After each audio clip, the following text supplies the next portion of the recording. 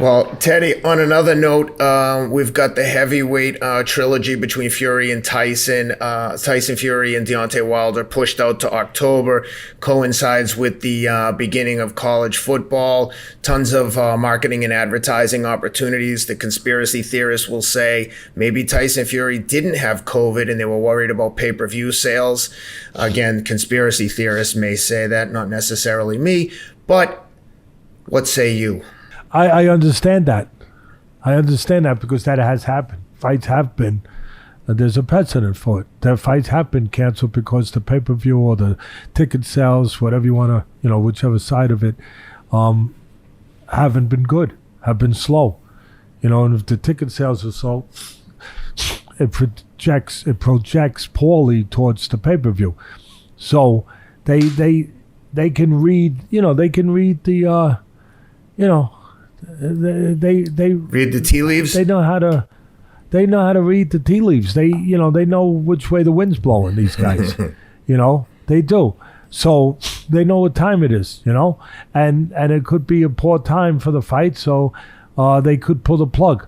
I don't know that that's the case here. I know it's possible, and I know that the conspiracy theory is out there. I get it. I understand it. And maybe it is, but I don't think so. Because a lot of people are going to say, nowadays after testing positive for COVID, they say Fury is negative, like so quick.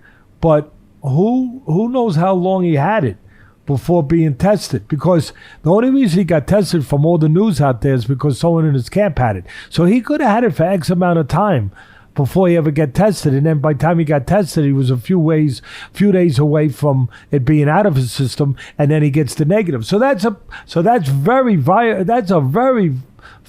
possibility, a very valid possibility that it's no shenanigans going on here. I get you, I'm with you, especially in this sport. Just because you're paranoid don't mean they ain't nobody trying to get you. I'm with you. But just because he tested positive and then days later he tests negative, there can be explanations. I just gave one. He could have had it and never knew he had it, and then finally gets tested, and then, okay, he has it, and then 2 days later, 3 days later, whatever it was, I don't know, 4 days later, bang, you don't have it. Hey, come on, that sounds fishy. No, it don't. It could be a scenario where that could make sense. It could make sense. And it could have been a false positive, too. It could have been. It's possible. I don't think so. But it could have been a false positive, too, that it said he was positive. That happens. You get false positives. You never know. You never know. And like I said, it was reported initially that someone in Fury's camp had it before him. Now the fight's off until October. And again, people are going to say that... why is it postponed that long? And that's the other part that I'm hearing. I want to cover it all. Some people are saying, oh, Teddy, why is it postponed so long if he's negative now? Well, first off, you don't know how long it can and will remain in his body. You need time to be sure that you got rid of the virus. You just don't know. Yeah, I know what it sounds like in his fishy with these promoters and his... I get it. But I want to be fair, and I want to be responsible here. And when I go crazy responsibly. Yeah, even when I go crazy, I do it responsibly because I think there's a reason to go crazy. I'm not going crazy right now. I'm just saying that that they put it off to October. It seems like a long time if he's negative, but again, you don't know how long. They don't know a lot about this virus. They don't. And you don't know how long it stays in your system sometimes. Everyone's different.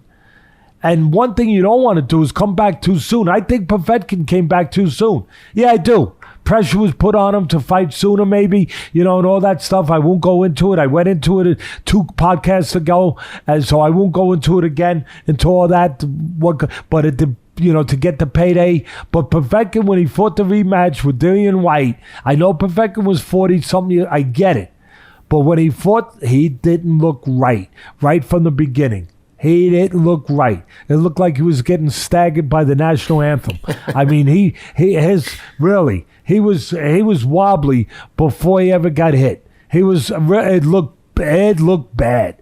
And I think it's a good possibility that he came back too soon and was still affected by the virus. Or if it wasn't still in him, he didn't have enough proper time to train, and get ready after he suffered the virus, where he was still weak, where his body wasn't 100% back.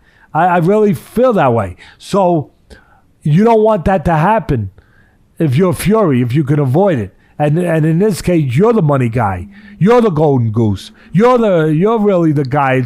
We say both guys. No, he's the guy with the title. He's the guy who won the last time. So, he's the A side right now. Yeah, right now he is, like it or not. So he can call the shots. It revolves around him right now. And he can call the shots. And if he feels he needs to October, hey, if I'm the trainer, I'm doing the same damn thing.